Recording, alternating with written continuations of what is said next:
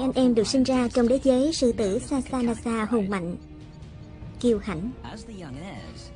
Là những người thừa kế trẻ tuổi nên chúng được hưởng sự bảo vệ từ cha chúng và sự hào phóng trong vùng. Nhưng chúng sẽ không được kế thừa vương quốc này. Chúng bị trục xuất, bị ruồng bỏ và buộc phải rời khỏi lãnh địa này mãi mãi khi mới vừa 2 tuổi. Và thế là chúng có sự khởi đầu mới, trải nghiệm trở thành dân du mục. Chúng sẽ phải ghi nhớ những luật mới, những hành động để đời hoặc những hậu quả khôn lường.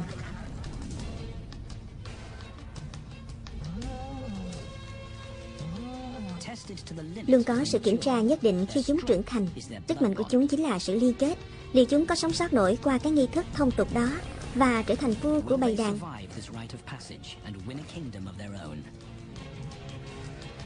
Các bạn đang xem chương trình Botswana hoang dã, anh em sư tử. Trâu rừng luôn là đối thủ ghê gớm. Bầy trâu rừng khổng lồ tràn khắp vùng đất Sasanasa này. Mùi cỏ từ cơ thể chúng tỏa ra ngào ngạt. Tuổi thơ của trâu và panda. Đây là những gã khổng lồ mà chúng phải giết chết không khoan nhượng. Những chướng ngại vật chuyển động mà chúng sẽ học cách chinh phục. Đây là nơi mà chúng sẽ mài dũa kỹ năng của mình. Vùng đất quan trọng nằm ở trung tâm đồng bằng Okavango. Lãnh thổ của chúng là một sự chắp vá giữa màu nâu của đất và màu xanh của cỏ, với những đầm nước luôn tràn đầy. Trâu rừng ít khi rời khỏi vị trí của chúng. Toa và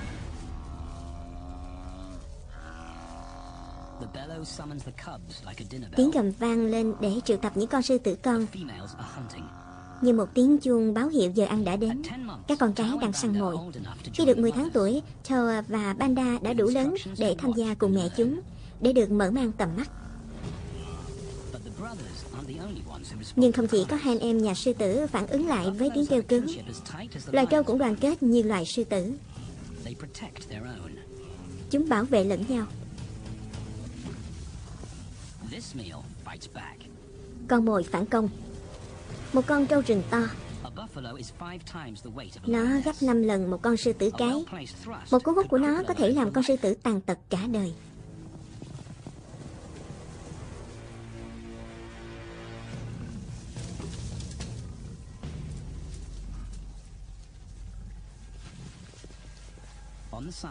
Hai anh em chúng sẽ được an toàn khỏi trận chiến đấu nếu chịu đứng yên ngoài rìa. Nhưng chúng lại xông ra.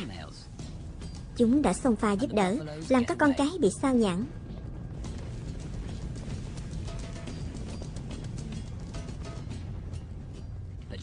Và đám trâu rừng kia chạy thoát. Nhanh như chớp, chúng nhận ra cơ hội từ điều không may đó. Các con cái nhận ra một con mồi lạc lõng giữa đám hỗn loạn. Các con mẹ không ngần ngại xông vào chinh phục con mồi. Vì thế nên Thao cũng muốn liều mình với một nỗ lực đầu tiên.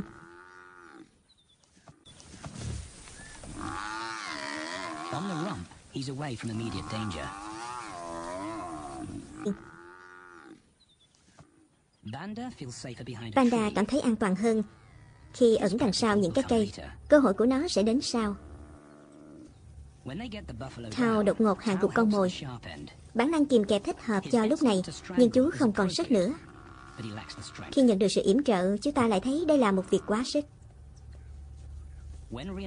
Tốt nhất nên để chuyên gia ra tay.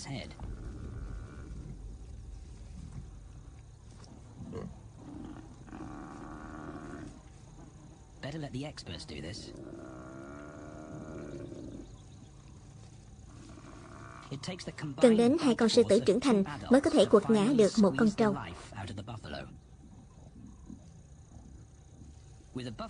Con trâu đã chết, đồng nghĩa với nguy hiểm đã qua. Panda chỉ chờ đợi có thế. Và vận may lại đến.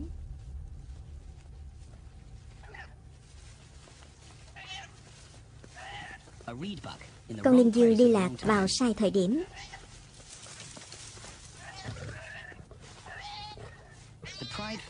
Và chúng ta bị các con sư tử cái hạ gục một cách dễ dàng. Ngay lập tức, chúng có một bữa khai vị dư dả cho cả đàn. Hai anh em chúng dần quen với nguồn cung cấp thức ăn vô tận.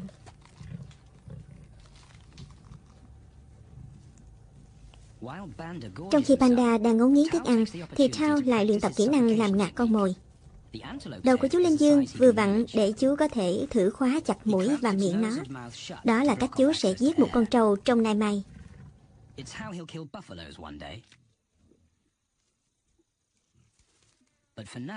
Nhưng lúc này, chú để cho những con trưởng thành làm. Con cái giữ nhiệm vụ săn mồi. Con đực sẽ chu toàn việc bảo vệ đàn. Các con đực thường không hay đi cùng gia đình của chúng mà dành thời gian để tuần tra lãnh thổ. Vùng đồng bằng Okavango rộng lớn này bao gồm 7 vùng lãnh thổ khác nhau. Mỗi vùng rộng lớn ngang ngửa thành phố Paris nước Pháp, và các con sư tử vùng khác đang để mắt đến. Vùng lãnh thổ Sasanasa, các con đực kiêu hãnh liên tục đánh dấu lãnh thổ như một lời cảnh báo đến kẻ tấn công.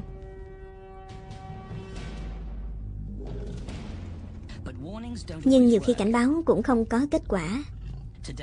Mùi thịt sống từ con mồi của đàn cám dỗ đám du mục tiến vào trung tâm lãnh thổ. Tao và Panda không để ý được rằng mẹ chúng có vẻ phòng vệ, nhưng vẫn chờ đợi cha chúng ra đòn phía trước. Các con du mục cái có thể có cơ hội được ăn, nhưng đám thiếu niên kia sẽ không được khoan nhượng.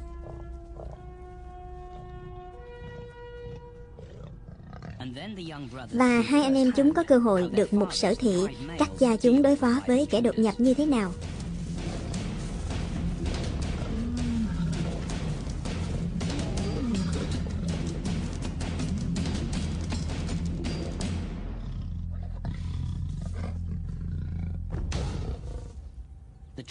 Những kẻ xâm phạm may mắn thoát chết.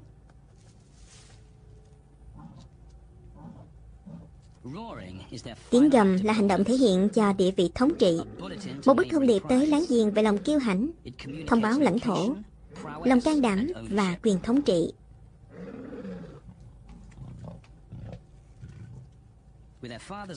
Tao và Panda thông thả thưởng thức con mồi, trong khi cha chúng đề cao cảnh giác. Trong các chuyến săn cùng với những con cái, anh em chúng quan sát từng ngõ ngách của vùng đồng bằng.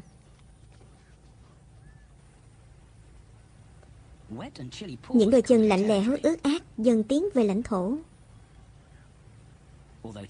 Dù cho hôm nay Tao học được phải giữ bình tĩnh như thế nào, nó có vẻ đơn giản hơn khi quan sát mẹ làm.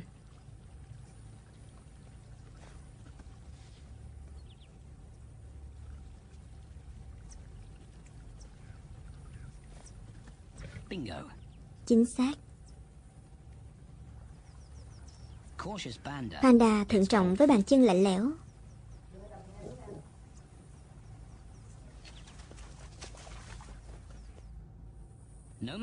Dẫu cho chướng ngại vật, các con sư tử cái vẫn cố gắng tập trung vào mục tiêu chính, đó là những con trâu. Nhiều khi phải theo dấu đàn trâu đó rất xa. Những con trâu ăn cỏ mong chờ một phần lớn từ thức ăn của bầy. Vì vậy phải giữ chúng trong tầm mắt. Vì những con trâu luôn băng qua Sasanasa, những con sư tử đực bám theo. Tao và Panda học về thế giới như vậy. Tao và Panda đã được nếm thử mùi vị của linh dương sừng dài.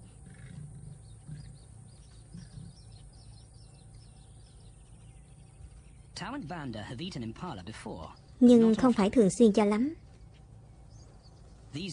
Loài linh dương nhanh nhẹn này luôn chạy thoát những con sư tử cái. Và miếng mồi khẳng khiu đạm bạc như vậy không xứng đáng cho sự nỗ lực rượt đuổi.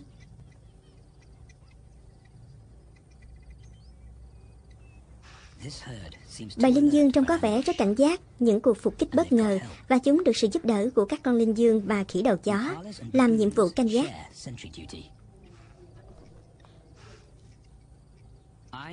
Những đôi tai và đôi mắt đóng vai trò quan trọng để chú ý đến các địa điểm đó và để đảm bảo rằng đó là chỗ quan sát cao nhất. Dù không con nào thấy Thao tiến tới gần, cho đến bây giờ.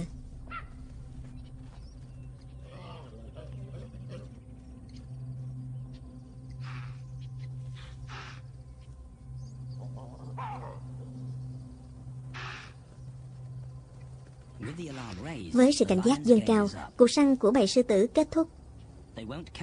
Chúng sẽ không bắt được linh dương, và bây giờ chúng đã bị phát hiện.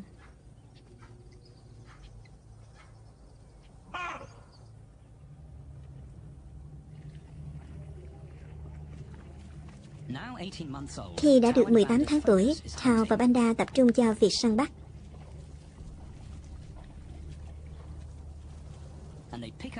Và chúng đã bắt được sự tinh tế trong những bước đi khoan thai của con trâu bằng việc quan sát những con sư tử cái. Chúng kiểm soát nhịp độ của cuộc săn, hiểu được vì cần phải điều chỉnh sự bình tĩnh và phải cân bằng được năng lượng trong một cuộc mai phục con mồi. Chúng hiểu cái mục đích và học những điểm yếu của bầy.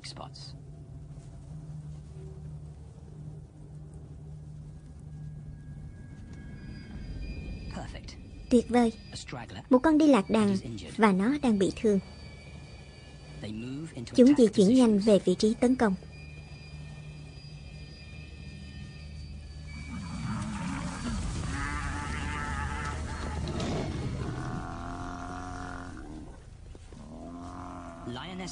Những con sư tử cái và bọn trẻ bây giờ là một nhóm riêng lẻ. Chúng bắt một con bò đực và sự hỗ trợ từ hai anh em chúng mang lại cho những con sư tử đực một lợi thế lớn.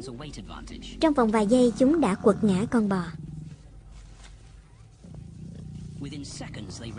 Cả hai anh em giờ đây đã có kinh nghiệm đủ để tự giết chết một con mồi. Panda dừng lại để nghỉ ngơi trong sự kiêu hãnh của nó.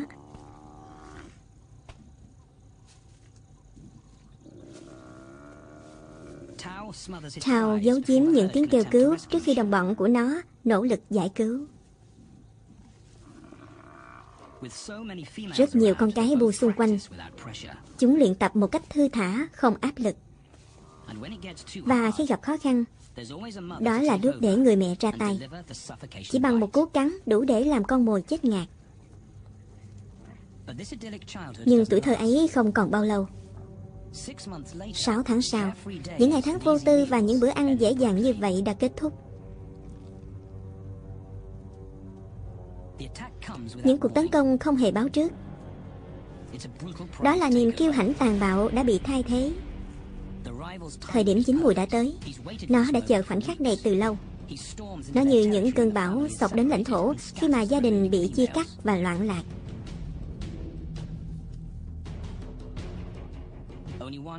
Chỉ có một con đực đủ gần để trả thù.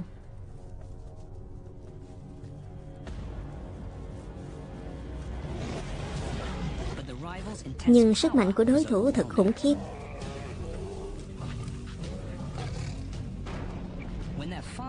Khi cha chúng tháo chạy, anh em nó biết chúng đã bị chinh phục.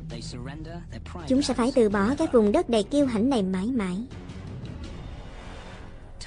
Thao và Panda chạy trốn vì sự sống.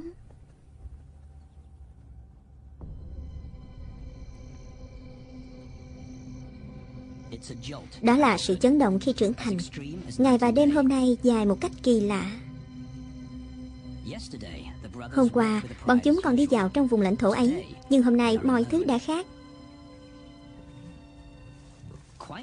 Đó là lẽ thường tình. Chúng đã vướng vào quy luật đầu tiên của sự tồn tại, như một con thú du mục và bám lấy nhau.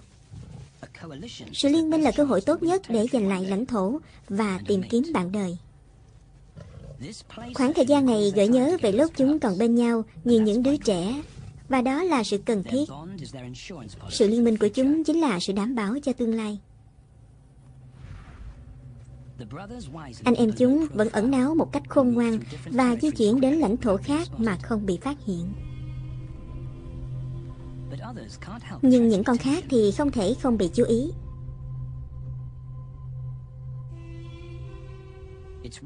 Không bỏ công điều tra nghiên cứu. Chúng đã không ăn trong 4 ngày. Tất cả các dấu hiệu đều đầy hứa hẹn. Và vì chúng trở nên thân thiết hơn, mùi cơ thể giống nhau sẽ giúp chúng dễ nhận ra nhau sau này. Một mùi xác phân hủy hôi thối trong 7 ngày như vậy thì không lẫn vào đâu được. Thao ngụp thẳng xuống nước, trong khi panda thì từ từ đầy cẩn trọng. Và thật khó có thể thích thú khi trong miệng đầy thịt thối. Thịt thối sẽ không làm cho sư tử bị ngộ độc, vì dạ dày chúng có thể tiêu hóa một cách nhanh chóng và đủ để đối mặt với những cơn chướng bụng. Và con kình kình sẽ giải quyết phần còn lại.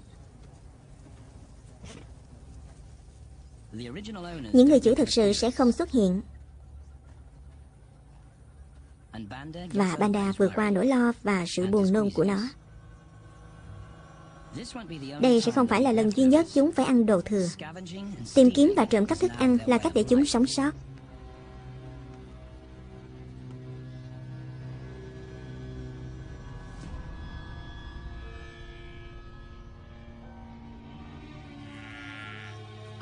Sáu tháng sau, cảnh tượng trước mắt đầy hy vọng cho hai anh em chúng.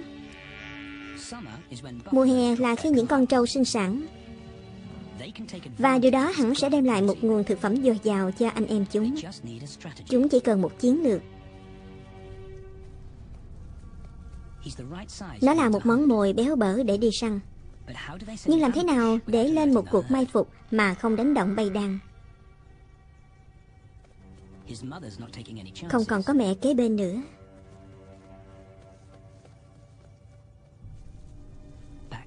Lần theo dấu vết, đó là kiểu mà chúng biết.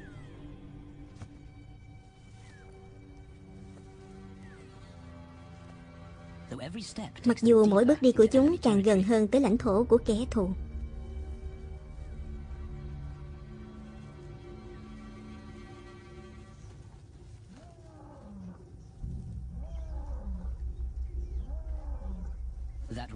Tiếng gầm đó là lời đe dọa buộc chúng phải rời khỏi. Và cũng mang nghĩa muốn sống thì tránh xa khỏi lãnh thổ này.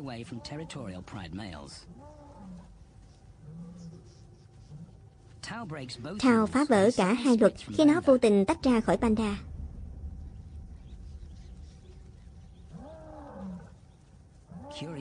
Sự tò mò không đem lại cái kết tốt đẹp cho chúng.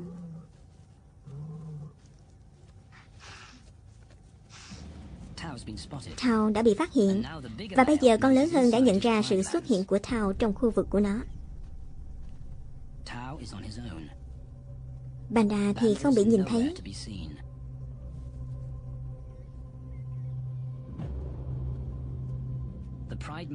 Vì có phần lớn tuổi hơn nên nó có vẻ tự tin hơn.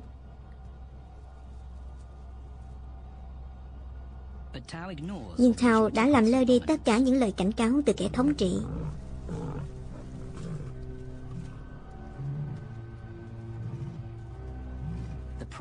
Con sư tử gầm lên đe dọa lần cuối. Mặc dù nguy hiểm cận kề, Thao vẫn không hề lùi bước.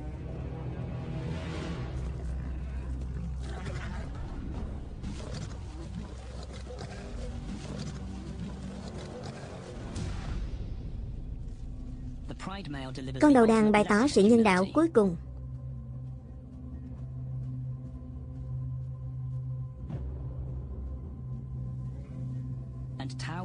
Chờ đợi và Thao đã chạy trốn.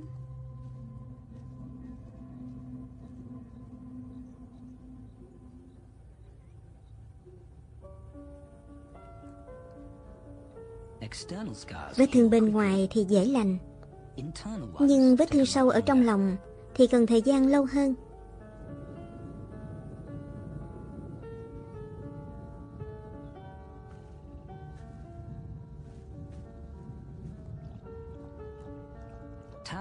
Sự bốc đồng đã đẩy chúng vào nguy hiểm.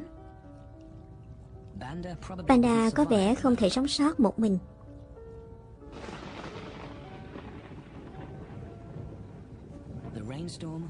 Cơn bão kéo theo mưa xoa dịu vùng đất và những con sư tử. Giờ đây dù đã 3 tuổi, Và nó đã trưởng thành hơn, nhưng vẫn đùa giỡn như những đứa trẻ. Cơn mưa đã giải phóng nguồn năng lượng bị dồn nén trong cả tháng trời.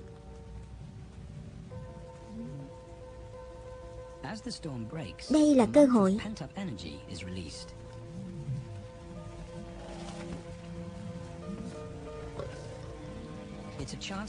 Cơ hội để luyện tập cơ bắp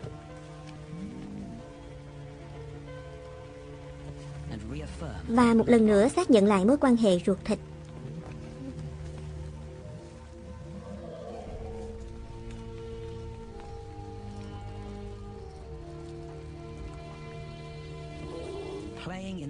Dù chơi đùa dưới cơn mưa, nhưng tinh thần chúng vẫn không hề giảm sút.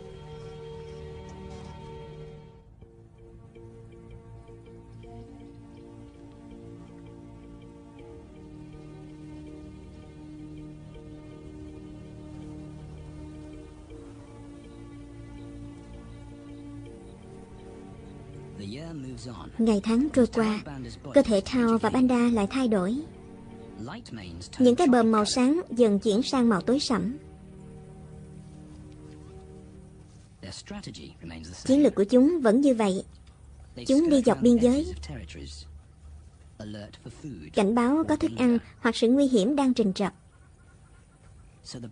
Vì vậy anh em chúng đi dò xét khu vực.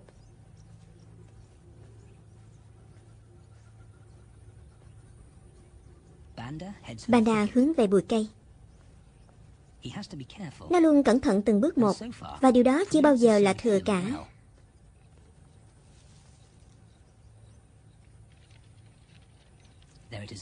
Lại một lần nữa. Và sau đó nó bắt được một luồng hơi làm dấy lên sự nghi ngờ trong nó. Mùi thịt tươi.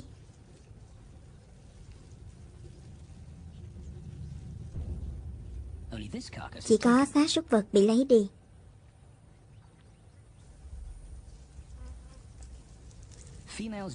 Các con cái thỉnh thoảng sẽ bỏ qua cho các con du mục đến săn mồi trên lãnh thổ của chúng. Và sự khúm núm của Panda đã giúp nó dễ dàng tiếp cận.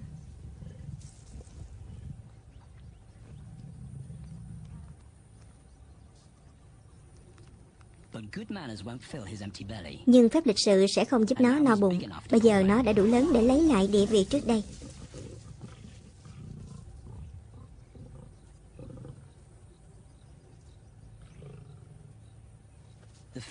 Con cái không chạy đi xa. Tiếng gầm của nó nghe có vẻ đang đói khát hơn là hiểm độc. Nhưng ngay lúc này vượt lên chính bản thân nó.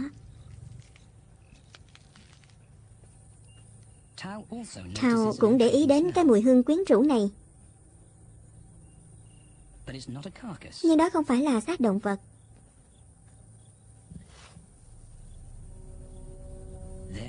Cô ta đây rồi. Với một bộ lông cổ tuyệt đẹp.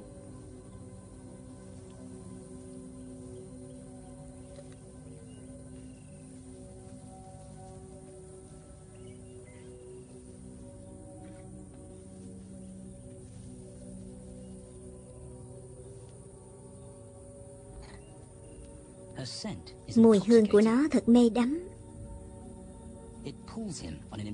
Như một sợi dây vô hình lôi kéo nó. Panda và thức ăn đã bị lãng quên. Một sự khao khát khác đang điều khiển nó.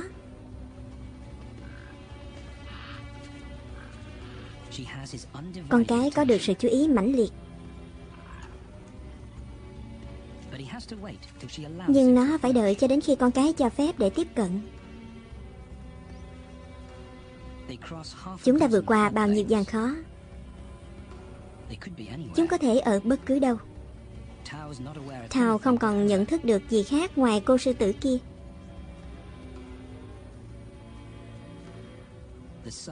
Khi nó bắt kịp con cái thì trời cũng vừa tối.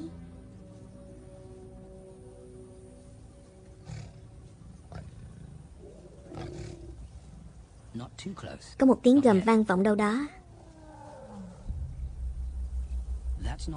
Nhưng đó không phải là tiếng của Panda.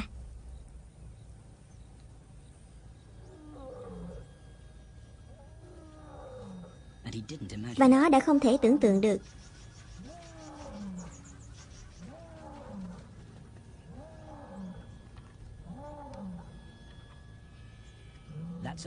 Đó là con đầu đàn, chồng của con cái xinh đẹp kia, chỉ xa tầm 1 km. Tiếng gầm như một lời nhắn rõ ràng, tỏ rõ sự sở hữu. Bùa mê của cô ấy đã hết tác dụng. Thao không sẵn sàng để đi qua nỗi đau đó một lần nữa. Nó không nghĩ về phương hướng, chỉ cần biết tránh xa càng tốt.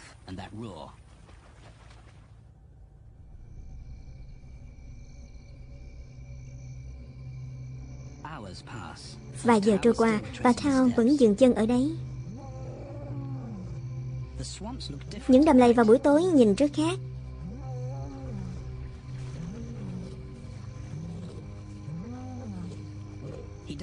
Nó không biết Panda ở đâu và cần Panda đi tìm anh ấy. Nó chưa bao giờ nhìn thấy cái cây đó.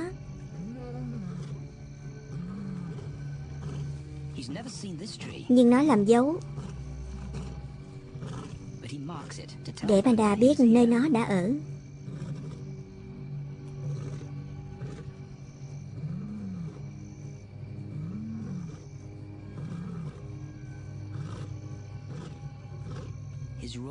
Tiếng gầm của nó vang tận 5 km. Vậy tại sao không ai trả lời? Có phải Panda đang đến không?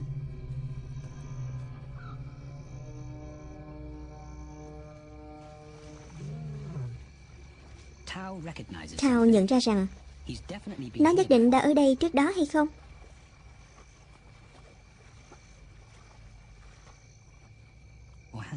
Không chỉ có Panda ngoài kia.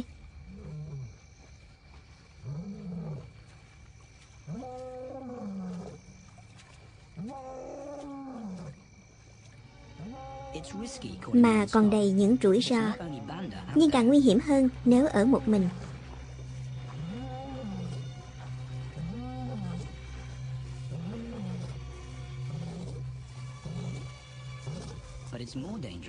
Thao cảm thấy kiệt sức.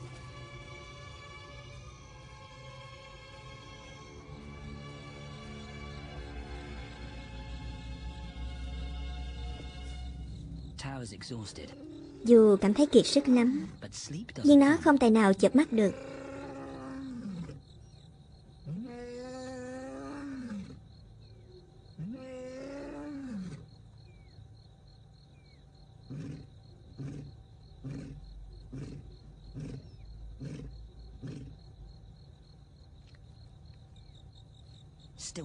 Vẫn không có gì.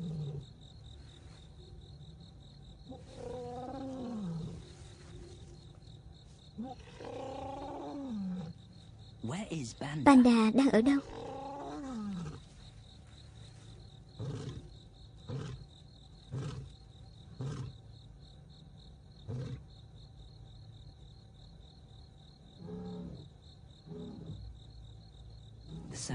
Những âm thanh của niềm hy vọng. Panda.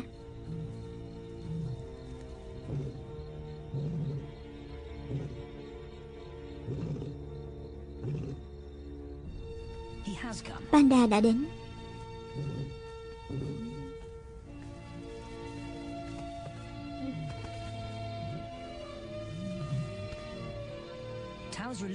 Quay trở lại đầm lầy.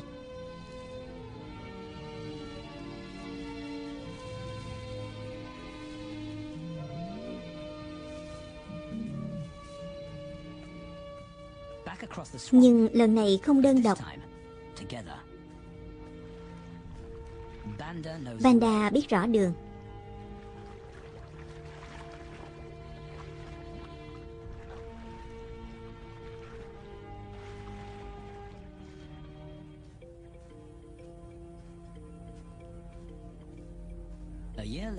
Chúng thực sự thay đổi rất nhiều sau 1 năm.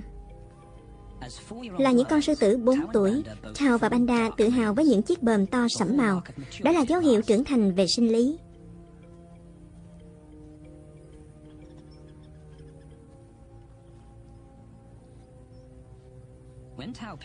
Giờ đây khi Thao ngửi thấy mùi con cái, nó có thể dùng sức mạnh để thể hiện bản lĩnh. Nhưng nó không làm vậy.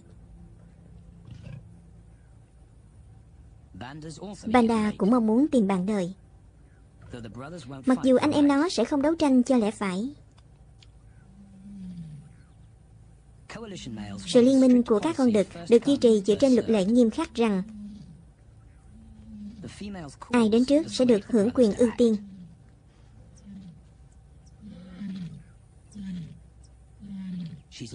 Tiếng gọi của con cái thuyết phục những con khác phải hành động. Nó ở một mình và nó sẵn sàng giao phối khi ở gần đó.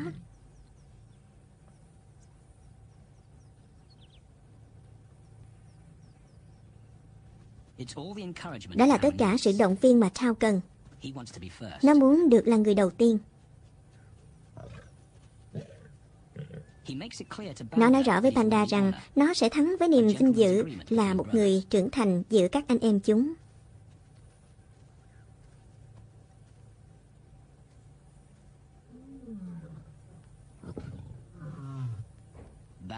Panda sẽ đợi đến lượt của nó.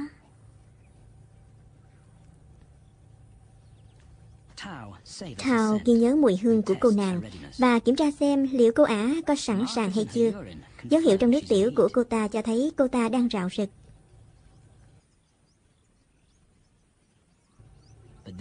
Nhưng có thứ gì đó xộc vào mũi nó.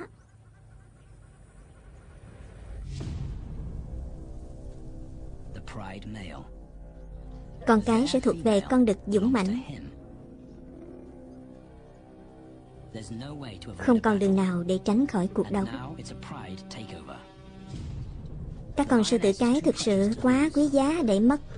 Thao phản ứng theo bản năng.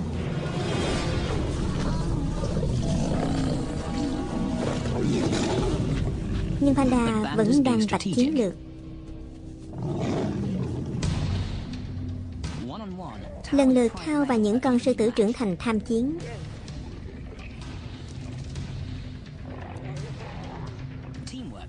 Làm việc theo nhóm nên lợi thế nghiêng về hai anh em. Khi các con sư tử sơ hở vì tập trung chiến đấu thì Panda tiếp cận gia tài của chúng.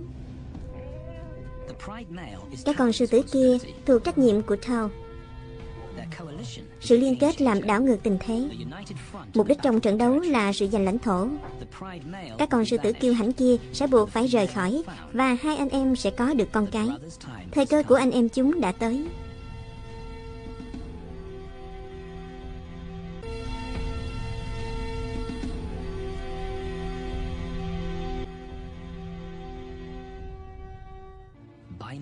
Chỉ trong một buổi sáng, Panda là con đầu tiên giành được con cái và nó thắng với danh nghĩa trở thành chồng của con cái. Mặc dù nó không hề làm bất cứ gì, chỉ chờ đợi. Sư tử cái luôn là người khởi xướng cho màn giao phối. Đó là lẽ thường trong bầy sư tử, nơi mà sự công bằng giới tính ngự trị.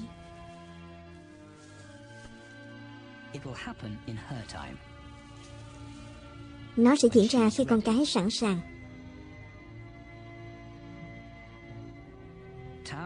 Thao trở nên ít nguy hiểm hơn sau trận đấu, và cuộc rượt đuổi kéo dài ấy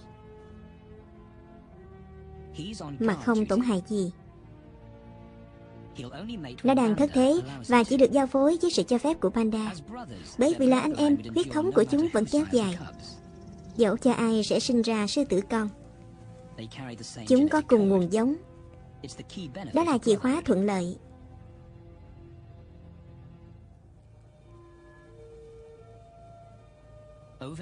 Hai ngày trôi qua, sự ngoan cố của Panda đã tạo một ấn tượng. Trước khi con cái tin vào định mệnh với hai anh em nhà sư tử, nó phải được đảm bảo một sự ràng buộc lâu dài. Nó đang lựa chọn cha của con nó.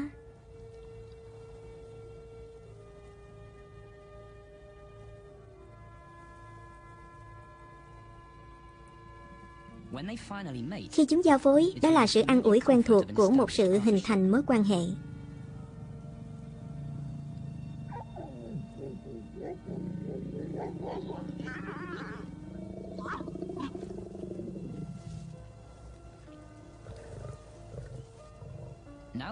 Bây giờ mối quan hệ của chúng được hình thành, và một thời kỳ hoạt động cuồng nhiệt sẽ thay thế khoảng thời gian panda bị quên lãng. Quá trình động dục của con cái kéo dài 5 ngày. Vì vậy nó cố giao phối 3 lần trong 1 giờ, vào mọi lúc, cho dù là ban đêm, cho đến khi panda thấy thỏa mãn. Hành động đó được lặp lại để chắc chắn con cái sẽ mang thai.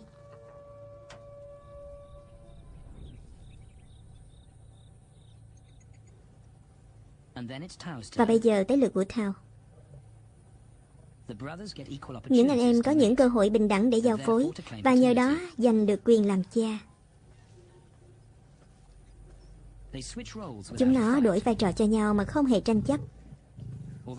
Mặc dù sau sự chờ đợi suốt 2 ngày, Thao có phần thiếu kiên nhẫn hơn panda.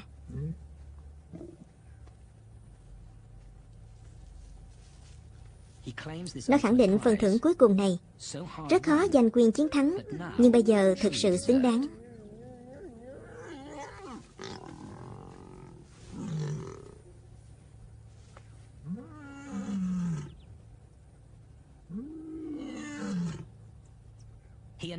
Nó thông báo cho toàn bộ bầy đàn